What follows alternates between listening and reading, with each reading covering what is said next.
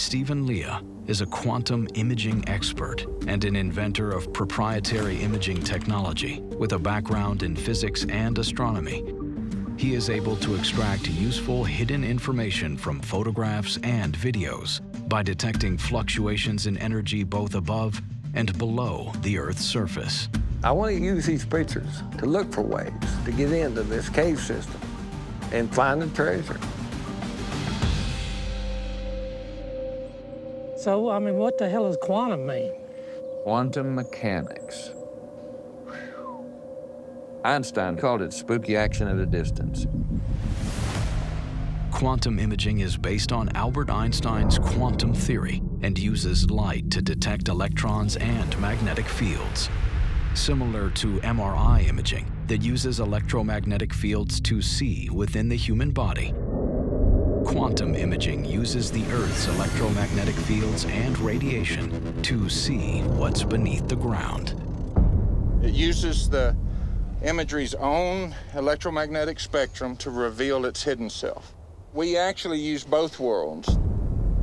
The world that you're used to, the touch and feel, the classical world, and we use the quantum world, which is the world you don't see. Yep, we got our drone set up here. We're gonna try to get some multiple aerial shots of the surrounding area. That way we can start to triangulate and place ourselves in 3D space of where we're looking, so we'll get depth from that. It shows depth.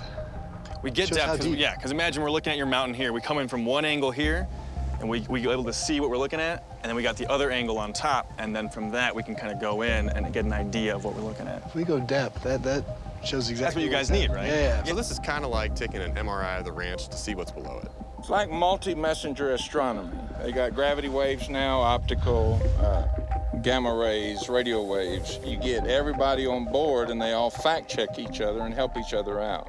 What we do at the end of the day is image processing. So we're gonna be gathering imagery, video, split that into frames. And it just shows heat, or it shows just energy coming out of it, just in a picture. And Steven's our mastermind behind it all. He goes into a frame and can pick out these different areas of interest. All right, guys, we got our marching orders. All right, man. Let's see what we get.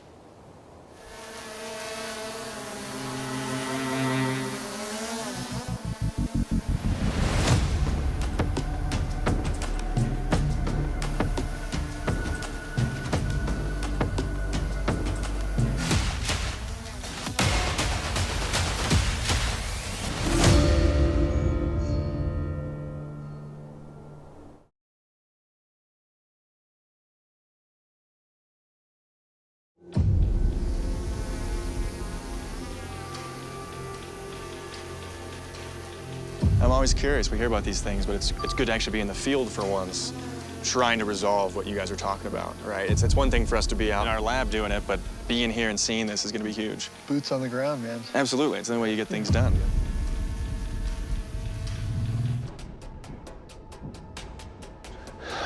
You know, I just want to know the truth. And with that, we'll move forward. Okay. The boys are flying the bird, getting me more data. Okay. All right. I like Dwayne. Dwayne is a straight shooter, and I believe him. I told him honestly I can't swallow everything he tells me right now. I need more data. But so far, the things he have told me are showing up in the quantum imaging that we are doing. We've seen so much stuff out here. It's mind-boggling. Just because people don't believe you doesn't give you the right not to tell your truth. That's right. That's right. After 2 days of scanning Blind Frog Ranch and analyzing the images and data, Stephen Leah and his team of quantum scientists are ready to present their findings to Dwayne. Stephen and his quantum guys tell me they found something. So I'm excited to see if this technology is the real deal. So you told me that you could answer this deal. Tell me what you got now. I mean, how far down the rabbit hole you want me to hurl you? Let's go. All right, we came out here. We took off with the drone. Dave is our drone pilot. This is directly above, looking down, kind of oriented at this direction. Fellas, Let's show them the photos. The Quantum team analyzed thousands of drone scans of the 160-acre ranch and discovered one area in particular to be very unusual. What you're staring at is definitive, unambiguous red and blue. When you see that in quantum imaging, that represents what's called a Doppler shift. A Doppler shift happens when a huge amount of concentrated energy is present, much like the eye of a hurricane. Red shift is energy expanding, while blue shift is energy contracting. The line between these shifts is like a pump, pulling energy in and sending it out the other side. And there's nothing else anywhere else. Do you notice that? Yes. Dwayne, I've only ever seen that in our cosmological work in supermassive black holes. I'm not saying there is one inside your mountain. What I'm telling you is that I have only ever seen that in our astrophysical work, and it don't belong here. That's where the energy zone is. This is the energy zone right there. Right here. The unusual readings Stephen Leah has identified are centered directly over an area of the ranch known as the energy zone. An area that has been the epicenter of many strange and unexplained events that Dwayne and others have witnessed. We have malfunctions there, drones crash, equipment failures, batteries go dead so fast. What about that compressor? It's dead. People come out here, they say they can feel the energy. What's it doing? It's not acting right. I just lost the feed from Chad's camera. What's the deal? What's the deal? This really can't be happening. Yeah. I don't know. There's a lot of stuff going on. But we might finally have an answer why. Ooh, well. What else could cause that besides the black hole? I've seen it in neutron stars, anything with huge gravitational power, high energy astronomy. Now, I don't know what is causing that. It does not belong here. A black hole inside of a mountain. I mean, I've never seen my dad so speechless. What you've been experiencing is real. But the strange black hole readings emanating from the energy zone aren't the only unusual findings Stephen Leah and his team have discovered. We were looking for any sort of anomalies, and we saw some resonances. When we place this right on top of this map, we line this up well. That's a series of resonances that we've seen before inside known tunnels. Directly under the energy zone, the scans have captured an image of what appears to be a large keyhole-shaped chamber connected to a long tunnel. There's a round portion between 500 to 1,000 feet across. You're saying that's a tunnel right there? Well, hold on.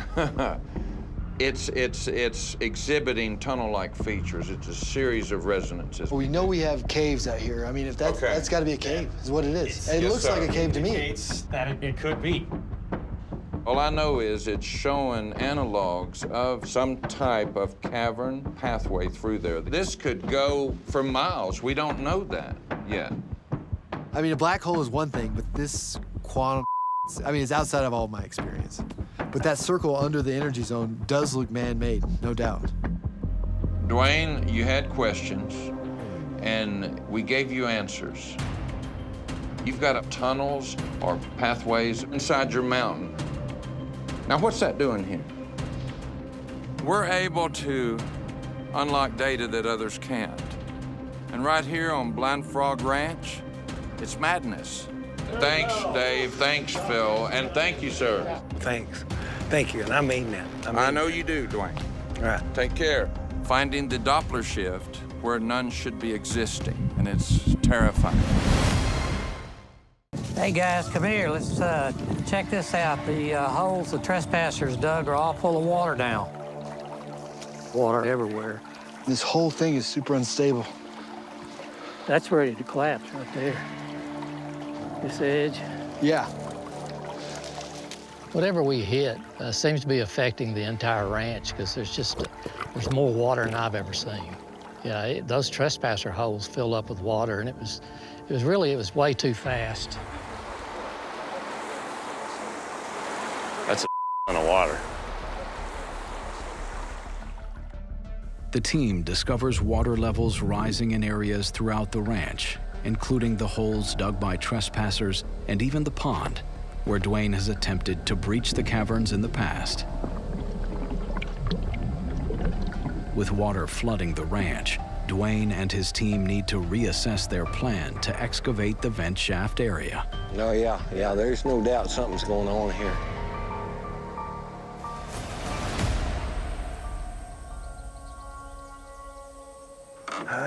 Hell. I've never seen that much water coming through on a system like this. Yeah, even the guy who was drilling said he'd never seen anything like this before. You know, maybe the snow melt raised the water table. You know, that's way too fast for snow melt. Did we crack open an underground river or something? More like an underground tsunami. You know, it's a lot like what we see in Mesoamerica. It's not out of the realm of possibility the Aztecs created some type of water traps to secure the treasure. Like a booby trap that they set underground for this? The Aztecs were masters of creating aqueducts and passageways at Tenochtitlan. This is something they were fully capable of doing. The Aztecs were master water engineers, able to create ingenious aqueducts and flood control barriers. They even built their capital city, Tenochtitlan, in the middle of a massive 2,000 square mile lake. Could they have used their mastery of water to create an aquatic trap at Blind Frog Ranch to protect their treasure? Well, whatever it is, it's pouring water into every hole we have out here. We have no dry access anywhere in sight. But here's the deal. This is from the quantum map right here. Here's what we drilled right there, and it flooded. But it also flooded at the pond at the same time. What if there's a direct connection from the blast site to the pond? Maybe we can get to the Keyhole Cavern from the pond.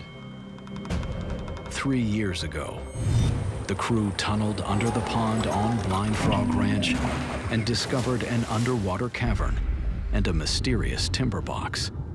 Chad now wonders if the pond may be directly connected to the cavern beneath the blast site, and that diving into the pond might be an alternate way into the keyhole.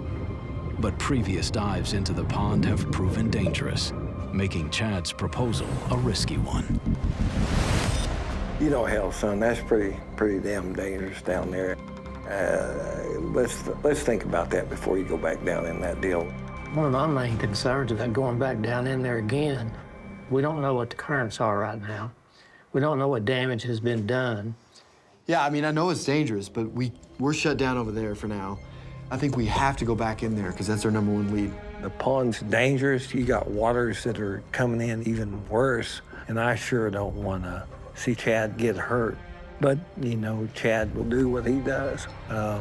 Like I taught my son, you're supposed to do what you believe is right. I've always said if you start, you finish. Who am I to stop when I made my child not get the capability of stopping? All right, son. We'll put a tether on you. You go check it out. You got to get in that. All right.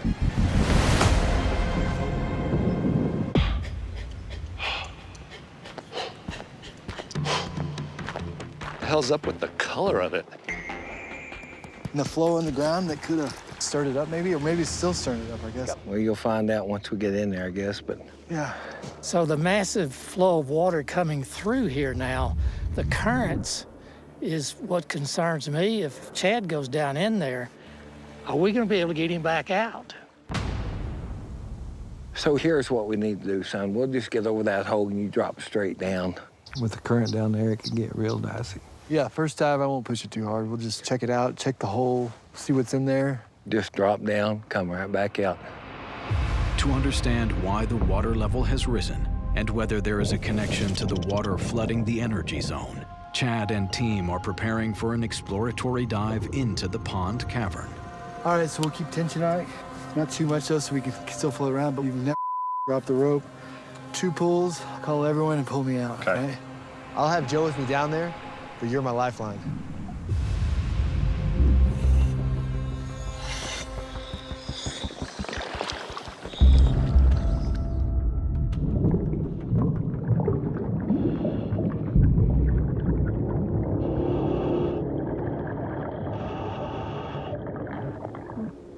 Oh, I don't know if that was a tug or not. Hold on. Dwayne, you see anything? He's just dropping straight down the hole right now. Okay.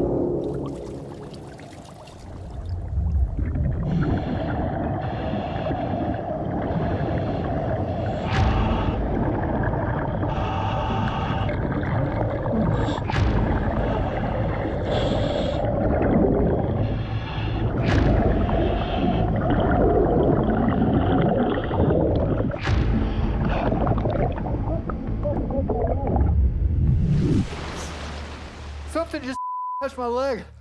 There's something swimming around in there.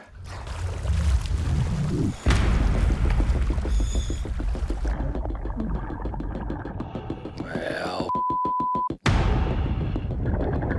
Don't give him No, much I slack. won't. I'll keep the tension pretty tight.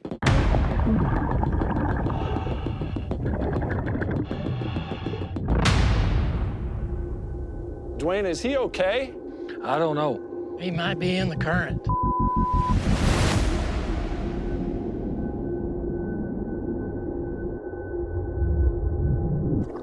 All right, lost him. Where's his bubbles? I can't see anything in here.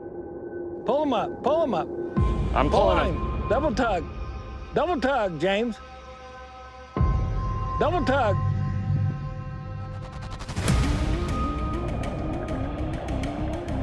Dwayne, I'm double tugging and I have him, but he's locked up on something. Help me, Charles, pull.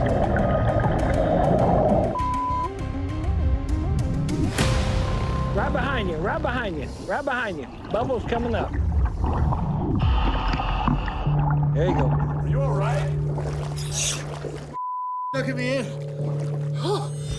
So we get down there, find the hole, and it has like tons of trash in there. But it has a huge current in it. It starts sucking you kind of down there. That's the trespasser's tent? Yep. Chad comes out with a sopping wet tent. How did it get down there? Maybe one of the trespassers dropped it in their hole and then it went through the underground system and came up. They're sure as heck not camping underwater. Chad, get your ass out of that water. That's enough of this. It sucked me in, and then I felt y'all pulling. I think if we go back down, we can dig a little bit out of it. I think you're full of Get out. I know Chad Rowe can handle himself, but he's my son. I don't want him or anybody else to get hurt. The danger of being swept away by the strong current is too great for Chad to risk further exploration.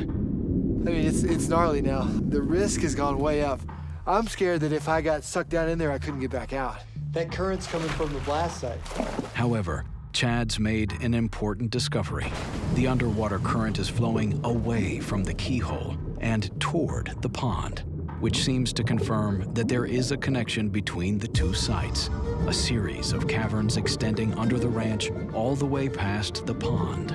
The current's underground means there's potentially miles of caverns underneath Blind Frog Ranch that we have yet to explore. So is the underground system connected? I've been telling people for years that the answer is yes. And that may just be another frickin' clue to what's going on underground. That means this whole cave system's flooded. Right. So we got to find new ways to get in here somewhere. If you start, you finish. We don't have a choice about quitting. We've started this whole deal, and we're sure as hell gonna finish it. But for some reason, the water's coming right back out. You can see when he turns the water on, it shoots out. Water has started pouring back out of the borehole. indicating that the void the team has reached is quite small. If it was a larger cavern, the team could expect the water to pour continuously into the hole rather than quickly spitting back out. And it looks like you're almost underwater all the way to the back track. Yeah, we're flooding here. Yeah. Slow spot.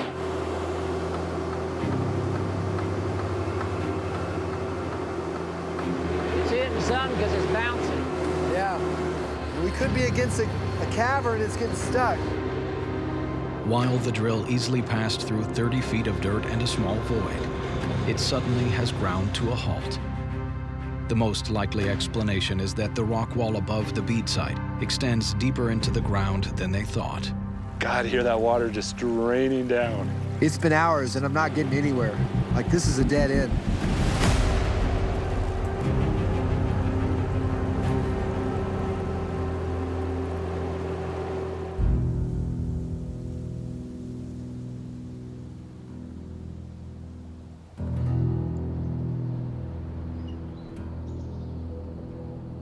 It didn't take probably 3 to 5 minutes for that void to fill up before that water started coming back out. So it's a small void. But it could be at the bottom of the void. Yeah, could be, or that could be a seam that leads us to a bigger cavern. I don't think so, because when the drill bit hit the back of the void, it just stopped dead. It just kept grinding against the limestone, but it wouldn't go anywhere. There's no entrance there. I think that rock wall that you hit, I think it just goes straight down. You know, we can see the smoke vents on the outside. They got to connect to something in there. I know, there's got to be something big enough for people to get in to start a fire, but that shelter's not the way in. We know that the keyhole cavern passes under here, but not how far down under it goes. Who knows how far that smoke traveled up to leave those soot marks? Even this side of the cavern is pretty wide. It could be 100 foot across there. So that entrance could be anywhere above that. And there's a ton of cracks and holes above this formation that we've never really even looked at. The narrow end of the keyhole cavern is around 100 feet wide. Despite drilling into a dead end at the shelter area, there are still thousands of square feet of the bead site where an entrance could be hidden. What about the magnetometer, James? Could it help us find the void underneath that dig site? It's possible, so I think we should definitely try it.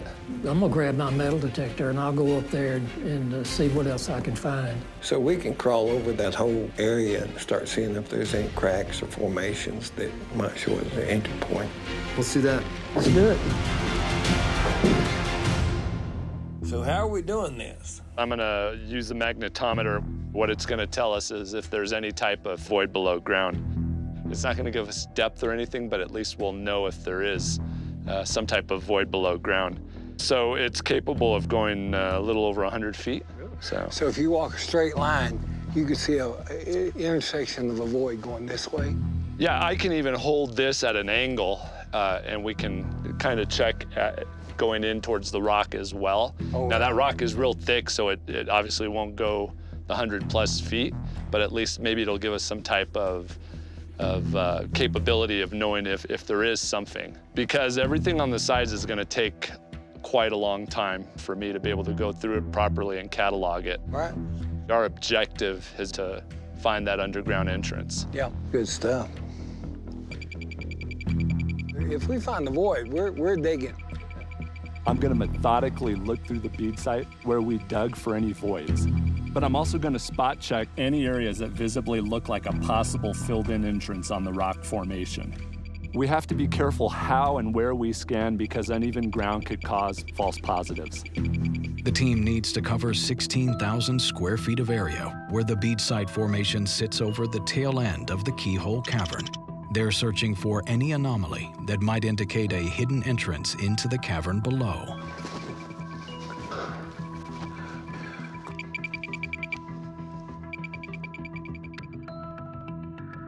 Chad, do you want me to hit this top to bottom? Whatever you think, man. Okay. Let's find that hole is all I care about. They're all on that side looking for an opening, and I'm gonna spend my time right here. I've felt for 14 years this is the entrance. You're looking at ancient times here. And, you know, I think it takes someone that's older, slower, and wiser to listen to this mountain. Yeah, let's see what we got here. It's a modern ring that was left here. Huh.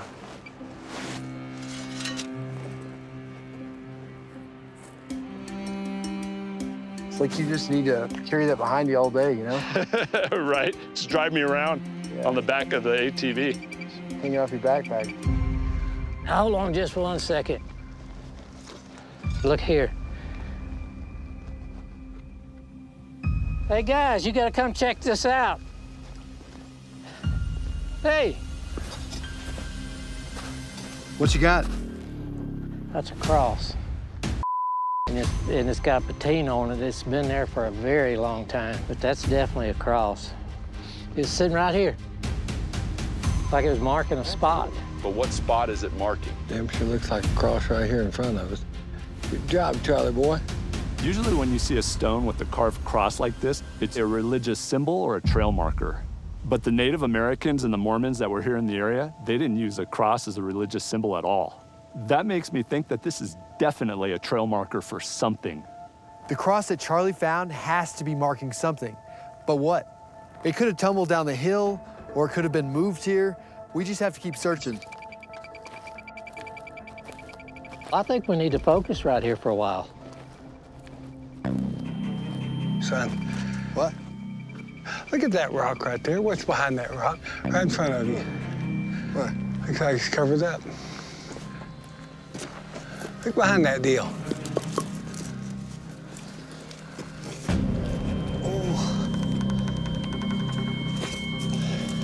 It almost looks like they're just shoved in there, doesn't it? To like hide it? That does look a bit odd. It's worth checking out to see if it keeps going back into the hillside. You seen this before? Never. No. New one here. Look out below. Watch out, James. Sorry. This doesn't look natural. It looks like it was placed here on purpose. Can you get in there more? Rock! Jesus. I can see like 10 foot, and there looks like a wall in the back, but it goes down deeper. Look at that. Look out, look out, look out.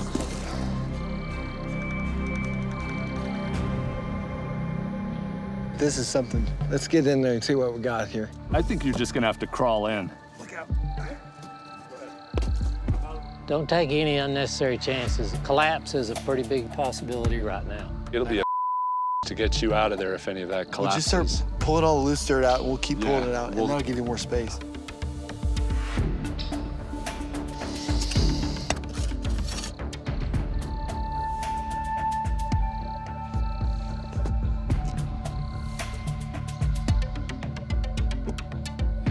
From what I can see here, it looks like it goes further back.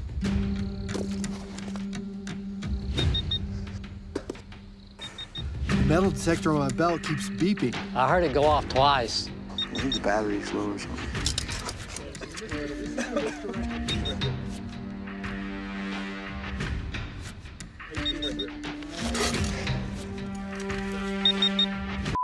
Wait, hey, look at this. Look at this.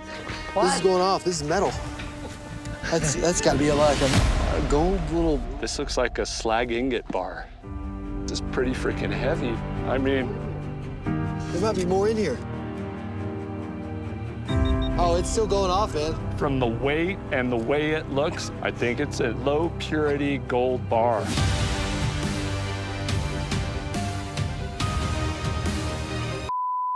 Dude. Finally get to hold gold in my hand. look at that, Dwayne.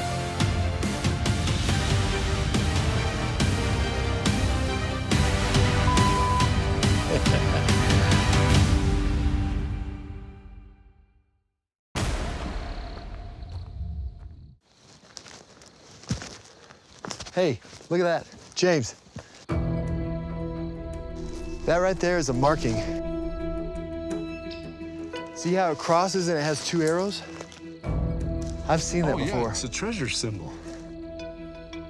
This is just more evidence to show that those fault lines that they said had nothing on them, that there was gold. This mine is located just a few miles away from Blind Frog Ranch at the same latitude.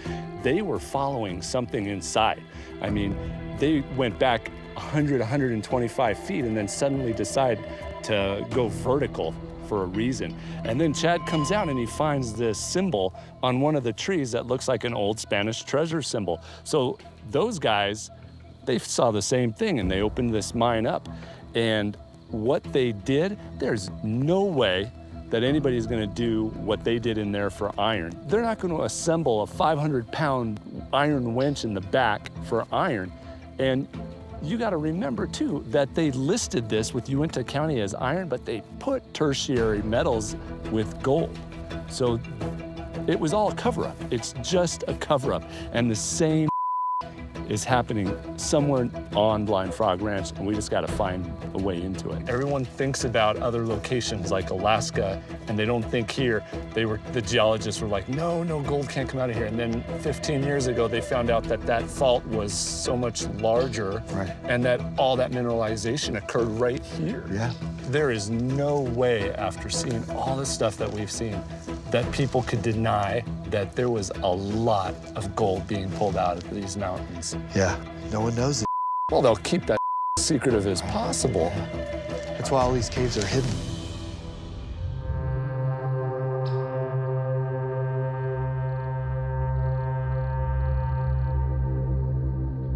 So we just got back from the historical center in Vernal there, and we found this wagon trail map. Yeah. And what was so interesting was like one of the wagon trails went up from the bead site north of the ranch to this cave. So we visited that cavern that was on the map, and it turns out that it's a mine. So who was mining that? I was wondering the same thing, so I did a little research after we left. It's this one right here, folder 455. I pulled the mining records from the historical center, and unbelievable. And it turns out that the Rhodes family had claims on the entire region. A few years ago, I went to the county records department. That is the people that were filing the notice of location. Rhodes, and I found where Gail Rhodes had mining permits on the north and east part of our ranch. Exactly. The Rhodes family had mining claims throughout the entire basin.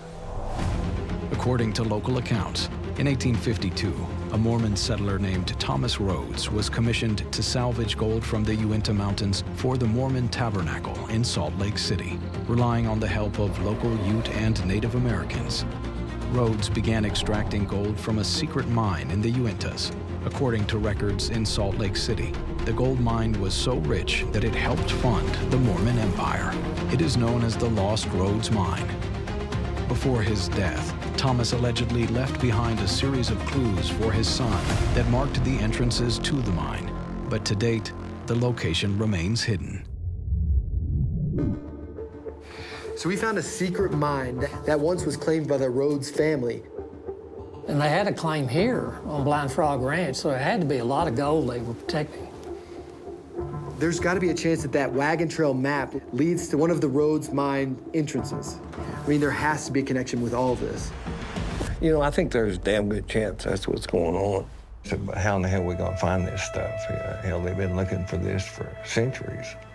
So I went through some of the old journals of the people that knew Thomas Rhodes and Caleb Rhodes. And those people believe that Thomas left clues to guide Caleb to the mine. There's texts that mention this ancient eye being carved into the back of the cave wall. The individual's supposed to go to it, stand with their back to that eye, look directly out of the cave entrance, and that's supposed to lead to a mine or cave entrance that goes directly into the Rhodes mine. What other things should we be looking out for? Mormons were very specific that there's these 7 stone monuments that get progressively larger as you get towards the cave entrance that's supposed to have that eye in the back of it. These 7 stone monuments, it looks like a dragon's back or a dragon's tail. That's what we can be looking for if we're able to get up to this area, and there really are those caves. We might find gold at the Rhodes mine, but we may also find another entrance into the underground cavern system. Chad, James, and Ryan are following the old wagon trail that leads north from Blind Frog Ranch. They are searching for a landmark known as the Seven Pillars, which is said to mark an entrance to the Lost Roads Mine. This mine is supposedly how the LDS Church became wealthy, how they were able to bring in 3,000 or 4,000 converts a month. Yeah, this is the spot. We're here. Yep. Okay. Yeah, we're gonna be shooting for the ridge line right over here. See the first hill? That's right where the cairn was pointing. The ridgeline is steep and 250 feet high. Since climbing it might require rappelling, Chad asks expert John Gillum to guide them. We have to realize this could be like some heavy, like we could find the entrance right here to a load of gold. So it could be really hill. So we're gonna have to keep our heads about us and see what we find, man. All right, let's start hiking, guys. Let's go do it. Let's do it.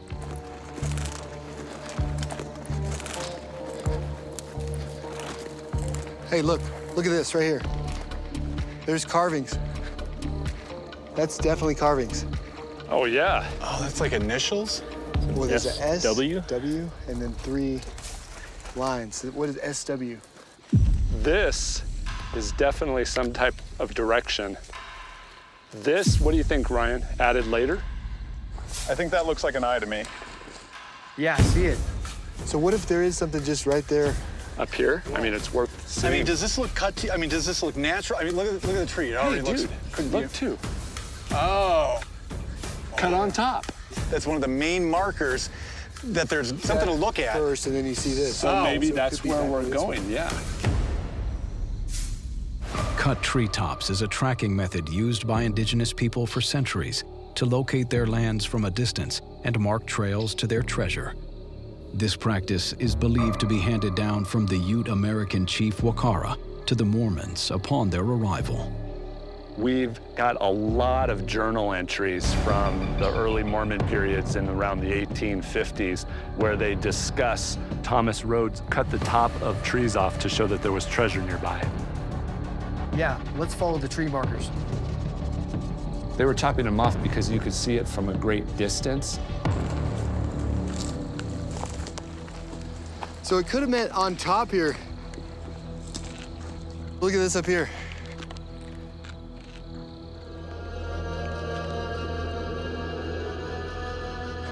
Jesus. Man, if this goes off, my heart's gonna. Wow, Yeah. That's it. That's beautiful.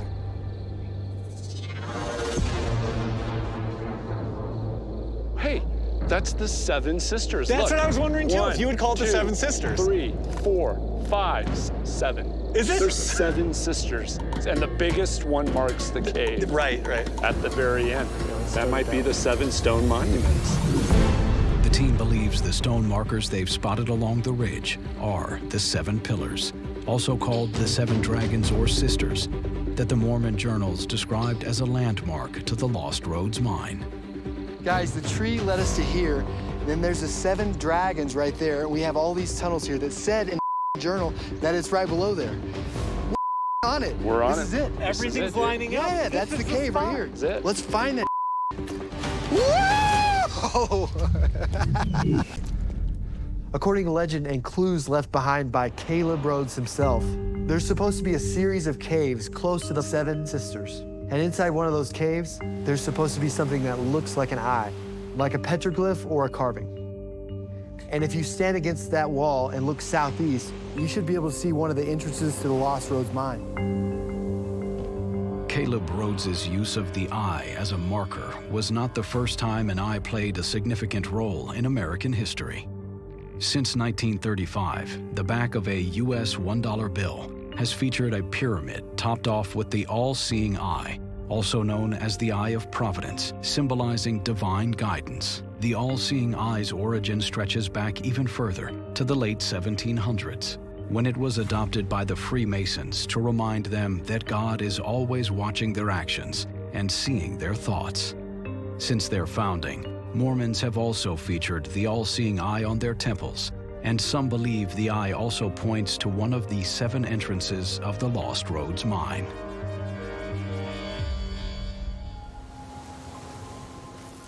Hey, I'm starting to see a lot of mineralized rock. Really interesting. See all that? There are quartz veins, Ryan. Quartz leads to gold, huh? Yep, that's what they would have followed. Chad, James, and Ryan are following the gaze of the Mormon eye to a canyon they spotted 2 miles southeast. I think we're in the right area.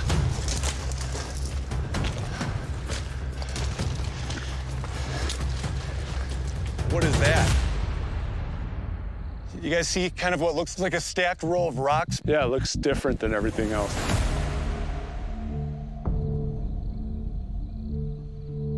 Kind of looks like where we found the gold ingots. I see almost what looks like a stacked row of rocks up here.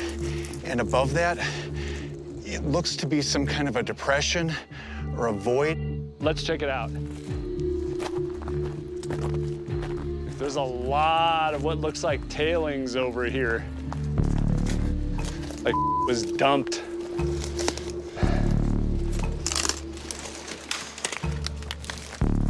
All this crushed up rock like this? That's not normal. No way. Yeah, it looks like they were mining. Look here. It's like everything caved in. That was the overhang. They blew that up and filled this hole full of rocks. It's obviously something important that they covered up. I think you're right on the money.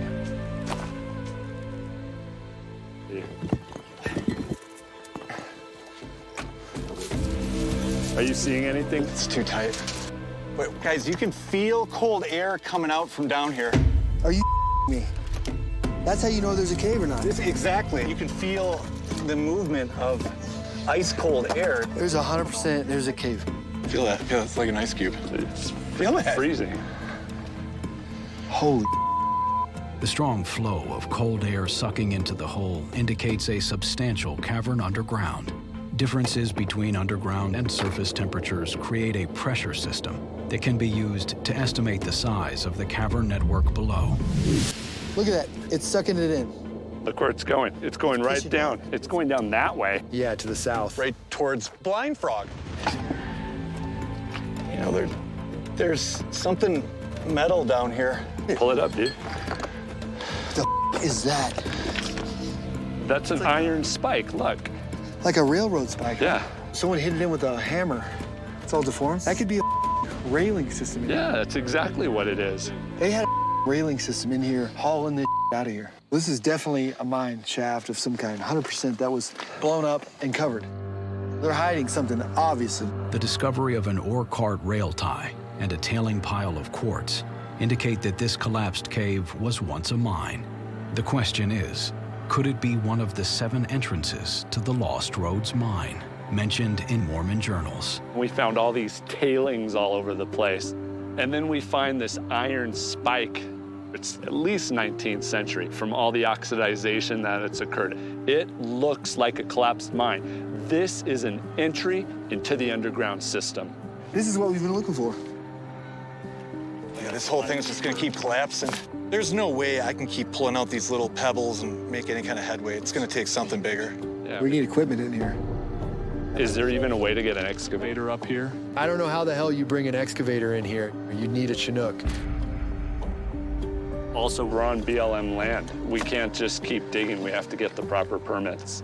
We have to check to see if anybody has a claim in this area. That could take months. Look at all this tailing. They've been digging out of this for years, man. And you stick your hand in there, it's cold. There's a mine in there, 100%. But to get all this out, we'd have to have a major mining operation, because these are huge boulders we'd have to pull out. We can't get equipment in here. We got to get mining permits. We got to do all kinds of I mean, it's a shame, but we just can't dig this out. The only way this thing is going to get opened up is with a major mining operation.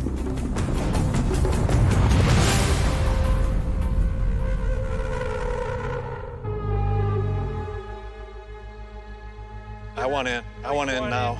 It's not going to happen. Like, I'll keep moving the boulders, but It's not going to happen You just right can't get now. these big ones out of the way without equipment. Following the gaze of the eye cave, Chad, James, and Skinner have discovered a collapsed mine about 2 miles away. James, look at this. Oh, man. Possibly one of 7 entrances to the fabled Rhodes Gold Mine. The only way this thing is gonna get opened up is with a major mining operation. Look around. We're in the middle of nowhere. This is an entry into the underground system. Unfortunately, we're gonna have to find another way into the underground. We might not be able to get in here, but look where this tunnel is pointed. It goes down directly toward the ranch. This is just one of 7 entrances, according to the Mormon Journal. The other 6 could be off BLM land, maybe even on our property. So this might connect to the Keyhole Cavern system. Below Blind Frog Ranch. They're all connected. With the mine entrance blocked and inaccessible by heavy equipment, the team will have to find one of the other 6 recorded entrances closer to Blind Frog Ranch. Yeah, let's go. Blind Frog Ranch is right down this way, and the cave appears to lead directly to it. By following the direction of the cave, they hope to be able to locate where and if it intersects with the Keyhole Cavern underneath the property.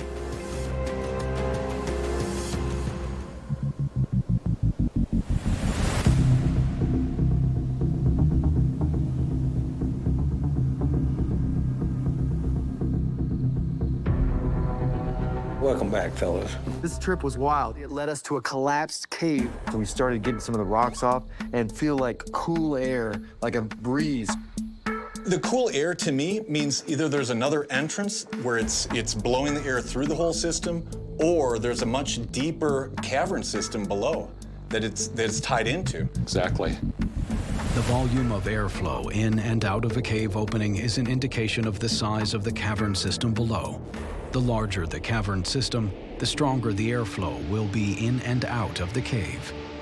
This is a geological phenomenon known as cave breathing. This could have been one of the entrances to the Rhodes Mine. But where is this place? Well, that's the problem. It's on BLM land. And this isn't just like some easy process. Like, there's huge boulders, and we'd have to have a full-scale mining operation there. You know, fellas, that's all good information, but we can't get off our property. We know what claim jumpers are doing to us, and we don't want to be one of those ourselves. But the bottom line is that that's just one entrance. The legend is there is 7 entrances. Correct. So if we can find out wherever that tunnel leads, maybe we can find one of these other entrances. That's damn good thinking, fellas, and maybe it'll lead to what we're doing here. But right now, we got bigger problems. Yeah, like what? The trespassers, they are top priority. The people out here doing it think they have the right to do it. Here's how it's gonna go down. I'll get a hold of the lawyers, we'll get this shut down.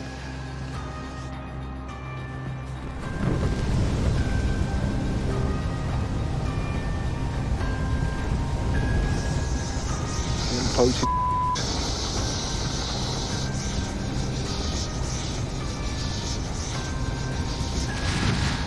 There you go. That'd be hard to camp in.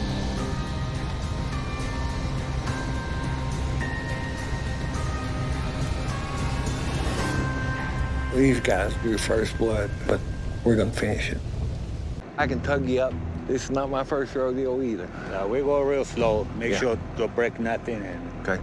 if I got hit my engine or my hydraulic, I'll stop a little bit to go down. You know? Okay. The 35-ton rat hole rig needs a hydraulic motor and brakes to move it around. While enormously powerful, the temperature of the hydraulics needs to be carefully maintained, or the brakes can fail, sending 35 tons hurtling uncontrolled down the hill.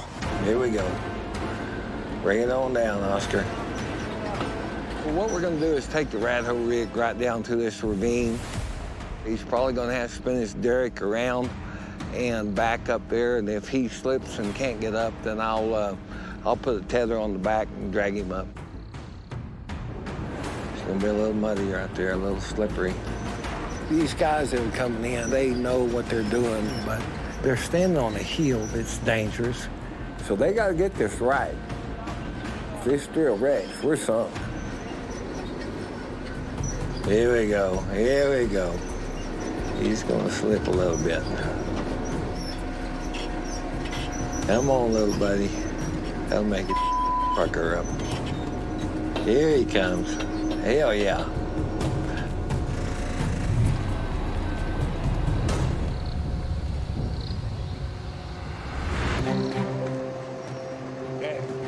hydraulics overheated. Yeah. It's stuck. Rattle rig. Looks like he's stopped right now. We'll have to go over there and see what the problem. What the hell's going on? Hey, gents. No, is that running off hydraulic motor right there? It's a hydraulic motor. Okay, copy that.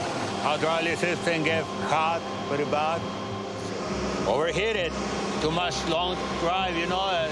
It's a long ways over here. Sorry about that, but we still got to get it over here. See the steam come out, you know. I don't know if we can make it. The brutal terrain at the ranch is causing the hydraulics on the rat hole rig to overheat. He has problems with his hydraulics heating up. If we can't get that rat hole rig to the energy zone, we're not going to be able to drill. We're going to burn the whole day up. You got any gear oil? No, we don't have jack out here. Yeah, y'all just unload it, go drill, and then load back up. You don't have to track all the way across the damn countryside, do you? Yeah. This rig only drive like maybe 200 feet and that's it, but this, like a couple miles already, maybe 3 miles. It's a long way. Yeah. Long ways. Yeah, this will be a little rougher over here. Yeah. If you want me to put tether on you, I will. Okay. So, she's still hot? No, I think we're good to go. Okay, we're ready to motor the rig. The quick application of water has cooled the drill enough to finish its journey to the energy zone. We good? Thank you. All right, here we go. Let's do it. All right.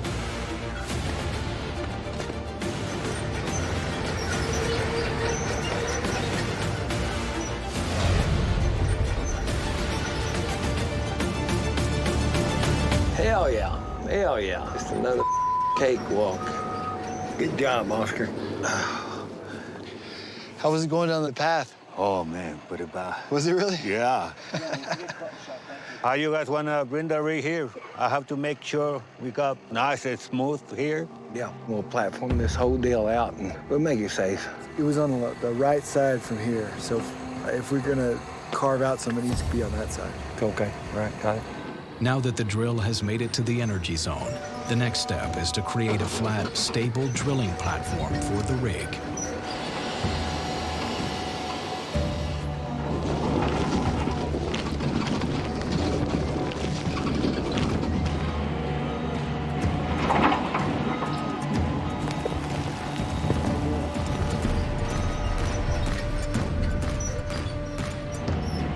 We can have a cave-in for anything like that. And if the dirt goes down, you go down with it.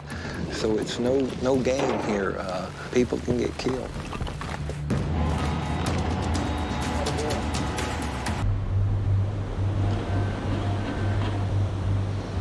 Hey, Dwayne. Hey. I'm gonna run another 3D ground image survey. Okay. We got the drill up here, and I know Dwayne is anxious to get going.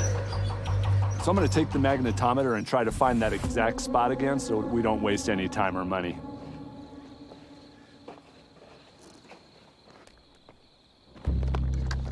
Oh, wait a minute. Hold on, let me see. There it is. Right in that location is a vertical shaft straight down. Okay. Yeah. So we know that void's right here, right? Yeah, it's right in front of where he's standing. We got them on the clock right now. We need to drill. We need to start drilling right now. Yeah, right here. So this whole deal, we've been waiting years, and it's costing about 20 grand a day. So we'll start drilling now, right now. Everybody just needs to get out of the way.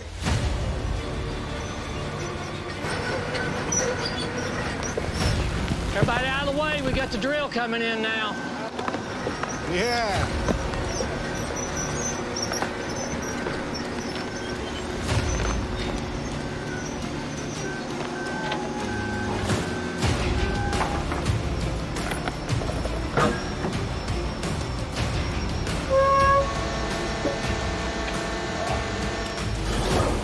Yeah, that's it. Good. Hey guys, we ready to drill? Yep. Yeah. Here we go. This is it. Yeah, boy. Yeah, here we go.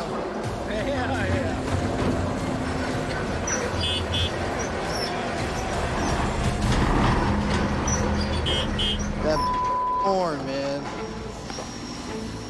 How about a radio? Tell him to take that semi off low idle.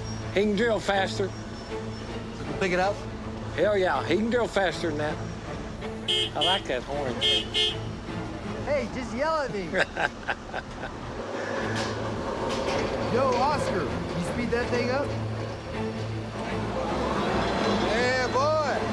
Yeah, here we go. Yeah, yeah. This is a good sign. Look how dry that is. We don't want water. We don't want a wet mess. So this is dry, so we're good.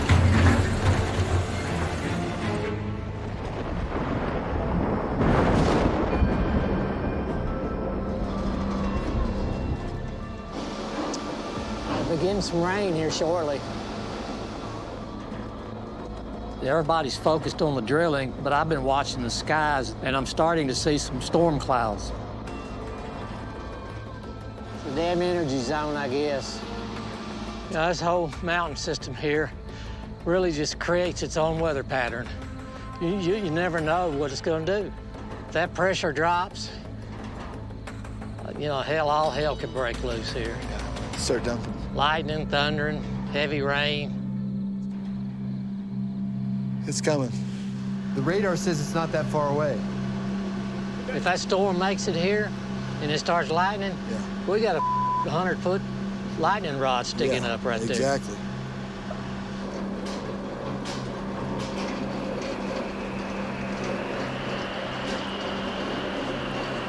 I went and I got the lightning strike detector that I brought in. What's it showing, anything? No, we're good so far. How far can that reach out? 25 miles. Nice. Yeah. James's lightning detector can detect the electromagnetic pulses emitted by a lightning strike. By measuring the strength of the pulse, the device can estimate the distance of the strike. So I'll keep an eye out for it. All right. All right. Thank you. Yep.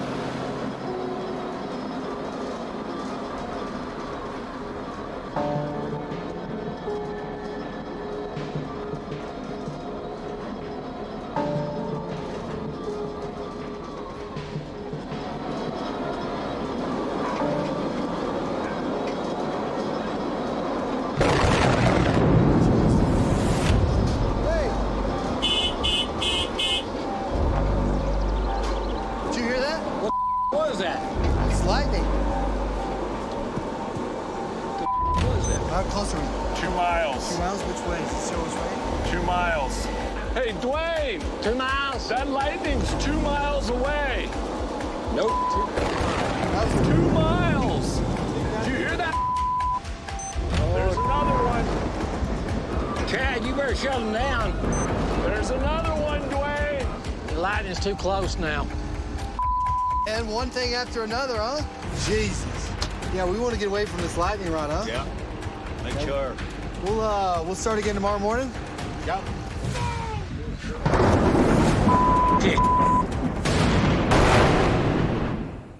Okay, everybody just step 3 foot at the same time.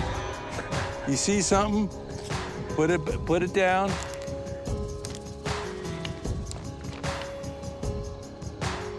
Anyone see anything cool yet?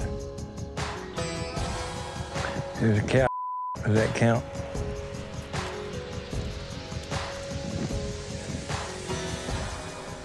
There's something that's kind of interesting.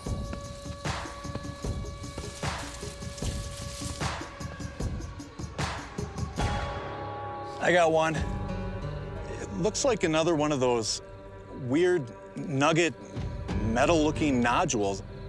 Whatever these things are, these little molten nodules, I have never come across these anywhere throughout the basin. And I've spent 17 years going to all these various paranormal hotspots, spending time in the desert. The hell are these things? Yeah, there's a lot in there.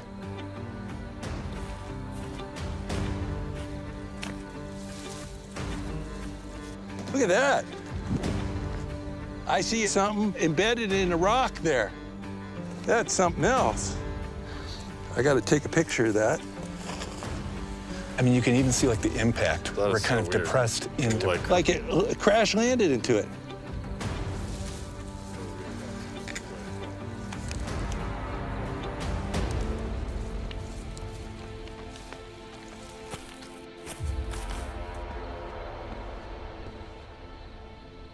Oh, right here.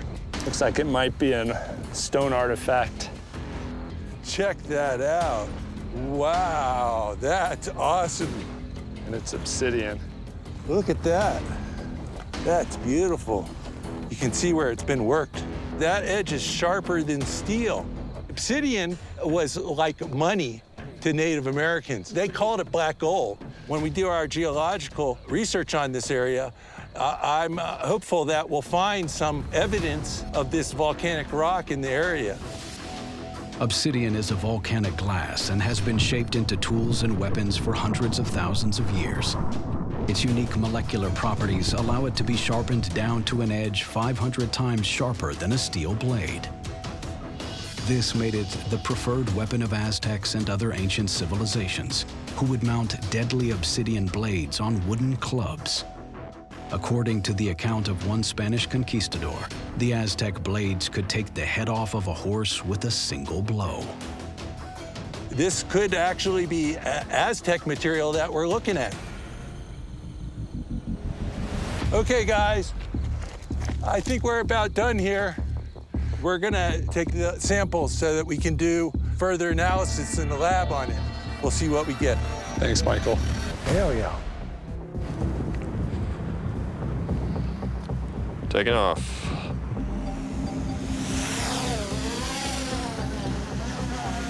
After collecting geological samples, including obsidian, from the Energy Zone drill site, the team has given the material to geologist Michael Boyd for analysis.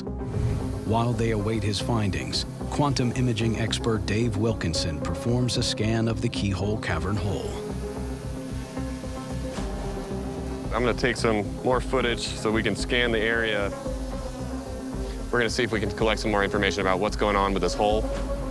Earlier in the year, Dave's image scans provided the dimensions and shape of the cavern below. There's a round portion 500 to 1,000 feet across. But now, with a 120-foot hole drilled into the center of the cavern, he can get information on what lies at the dense center of the cave ceiling. Dwayne and Chad told me they hit something really hard. What I think happened is they might have cracked it. So hopefully we'll get some data that can reveal how big the cavity could be and what the best way to get in would be.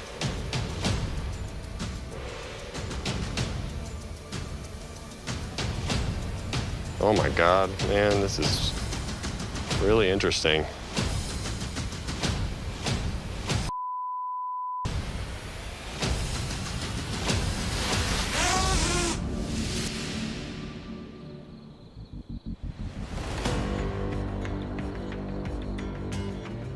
The next day, the quantum team returns to Blind Frog Ranch and are ready to share their results with the crew.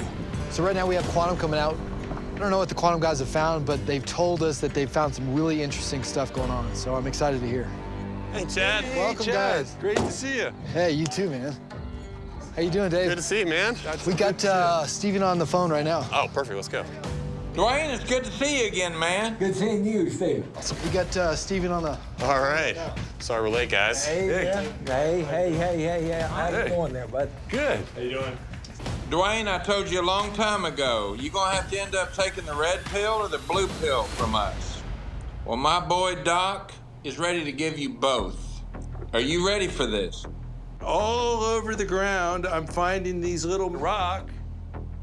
And then I found this one piece where it's a big glob of them fused together. Now, the other thing is there's a whole strata of igneous rock. And when you have igneous rock, you get these lava tubes. They're called kimberlite tubes. So there's these lava tubes that are formed by the lava. That could be where the Aztec were putting their stuff. Like a tunnel? Because it's a natural tunnel. Okay. That's in the rock, and that they could hide stuff in. Plus, it must have been important to Native Americans too, because I'm finding artifacts all around. Look at this arrowhead, man. That looks like it's a piece of obsidian to me. So as opposed to finding artificial formation, they could be taking advantage of something that was naturally here. So as the magma flows underground and then it recedes, it creates these hollow voids underground. That's my understanding. Exactly. And they can go on for tubes, miles long and tubes. miles. And there are already other places in Utah where they know there's kimberlite tubes, so they're likely here as well, because we know there's igneous rock around here. That's where you find lava. Lava and igneous rock are the same thing. So we did a whole series of tests to look for what materials we had. We did EDX with a scanning electron microscope to look for composition. Used extensively in topography studies, NEDX is an energy dispersive X-ray that uses electrons to determine the elemental composition of ground samples. We did X-ray diffraction to look at the crystallography of the sample, and we found iridium. Well, iridium means off Earth, right? It's not natural to this planet. It all appears right now to boil back to a meteorite impact. Congratulations, boys. Looks like y'all got a meteor at Blind Frog Ranch. According to the quantum team, the fragments of metal and rock that the drill was encountering were the direct result of a large impacted meteorite sitting above the Keyhole Cavern. I told you guys, that's why the equipment, it's a huge magnetic ball like a meteorite, huh? I have never, ever have seen such an energy flow as I saw in your property, where none should exist. Every day, thousands of pieces of interstellar material enter Earth's atmosphere and burn up before reaching the surface. Meteorites larger than 100 feet, however, can make impact and send hundreds of droplets of melted rock around the impact area.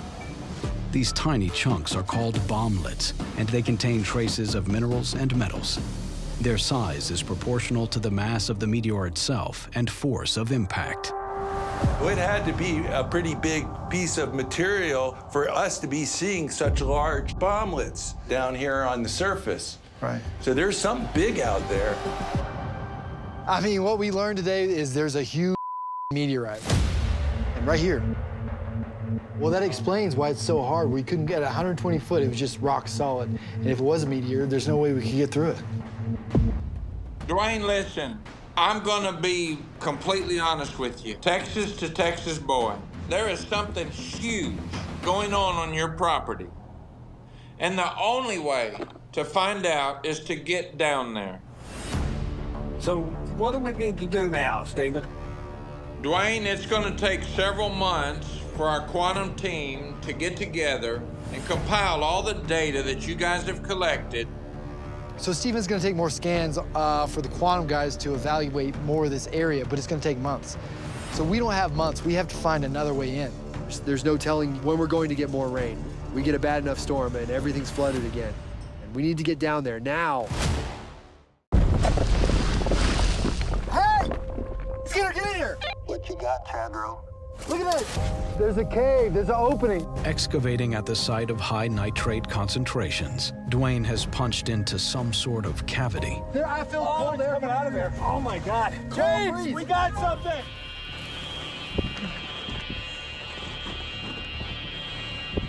Hey, grab the camera, hurry!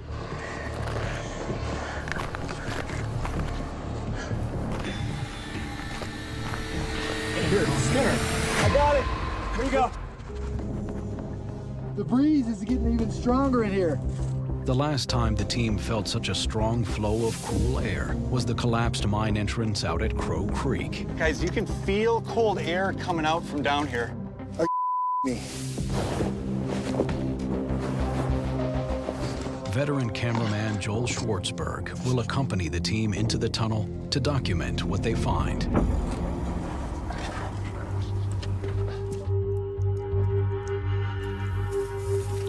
Okay, boys, here we go.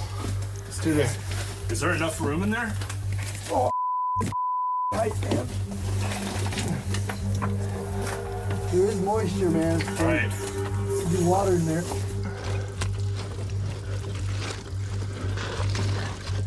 Is it a lot? Any standing water? Oh, yeah. When it's wet.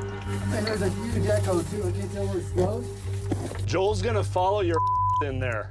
Is there room to turn around in there? Maybe in the other end of it? Do you feel how cold the stones are? Yeah. It's just like the stones that we felt at mine. Oh, that's right. Yeah. Same system. I don't know if I'm gonna fit through that. The water's like ice back here. I'm seeing frost. Yeah, there's ice. Hey, man, I cannot turn around here. Hold on. You gotta turn around. Oh. Not a good time to be claustrophobic. Hey, Skinner! What's up? There's no way I'm gonna get in here with the backpack and the magnetometer in it. It's super tight back here, man. Let me hand it to you.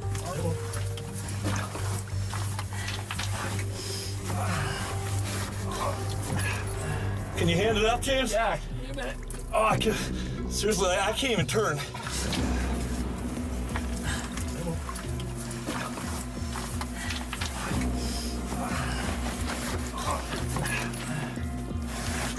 Oh my God.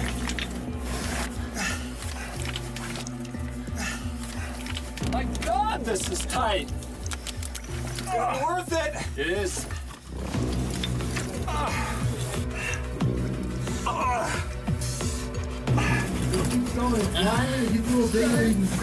Is it bigger in there? Because it's pretty tight now. Jesus, it is tight. Only a snake can fit through here. I'm starting to get claustrophobic. Okay, go then. I gotta get out of here. Breathe, Joel. You got this. We're together. We'll die together, bro. It's not about that. I gotta get out of here. Yeah, come here. Joel is having a sudden attack of claustrophobia, an intense feeling of panic brought on by the tightness of the cave. I really gotta get out of here. We gotta get James past you, right? Yeah. All right. Go. Let's go. James, come on up here. James. Joel is gonna go out. I gotta get out of here. It's an opening? Joel. No, right? Yeah. Joel. Yeah. Deep breath. Here, can you get back now? Like diaphragm. The team tries to keep Joel calm. Let me put you down.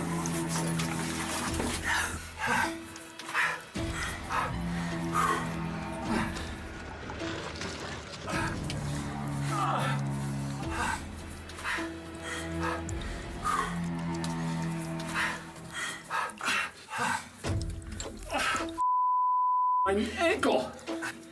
This is too small for 4 people. Finally, James is passed. Joel can now crawl toward the exit.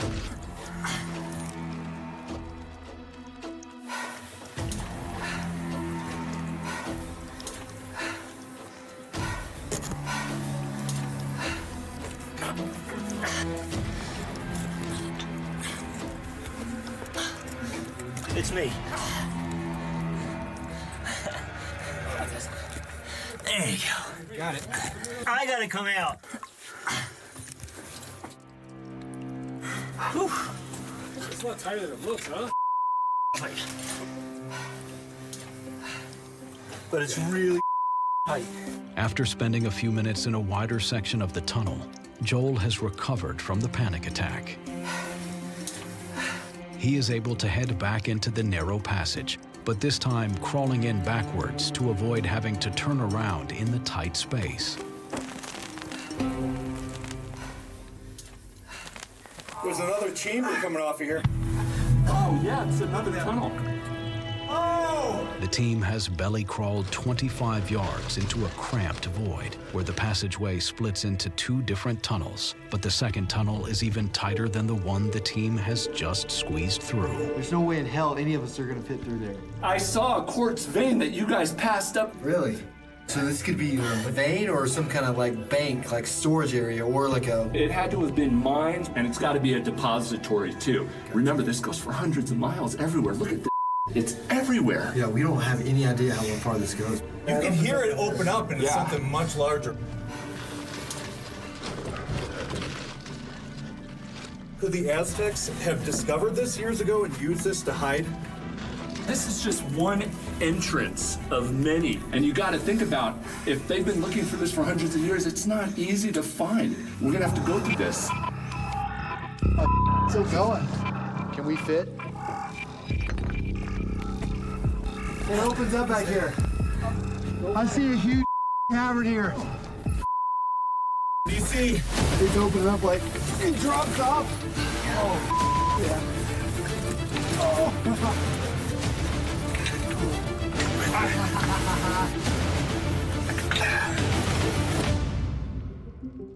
It's massive.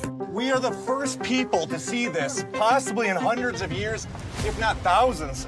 After squeezing through 50 yards of pitch-black subterranean tunnels beneath Blind Frog Ranch, Chad and the team have emerged into a massive cavern. This is huge. Oh my God, look at this. This is exactly what we're looking for. These are giant logs. Why are there logs down here? Oh my God, look at. This is actually hewn. This is, somebody made this. Is that man-made? It's man-made. You're kidding. It's cut out. Oh my God, it is. It's cut out. Why is it down here? Damn, I wonder how far it goes. Look at that. This means somebody was in here. Yeah. This is exactly what we're looking for. How old is that? It's weak. Feel that the wood gives. The hewn logs are evidence that ancient people have utilized these caves before, but they are far too large to have come through the narrow tunnel the team entered through, suggesting there might be a larger tunnel hidden somewhere in the cavern. Do you guys see any openings? I don't see any way out of here. Yeah, it dead ends right here. But how the does wood get here, though? This looks like it's the end right here. It's got to keep going down. Sure. This is the end of the tunnel right here. It's just all jammed up with mud and rocks and...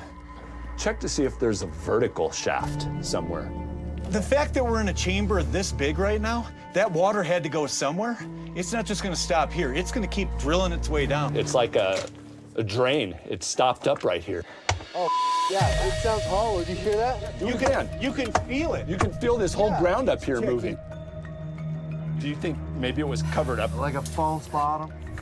You can feel it. Yeah, you can feel it here. There's something below there. Down. Yeah. 100%.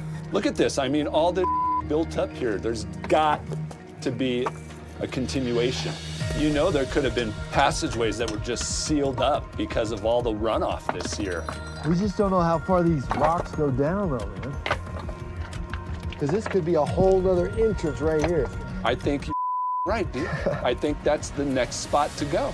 This just might go into another whole cavern. We need to regroup with your dad and then figure out some technology to get down here and maybe break down into That's probably a good idea. This is what we've been looking for, finally. We've hit so many dead ends and wrong turns, but also so many clues. It's taken us years. Yeah, but it's getting stuck. And so much hard work.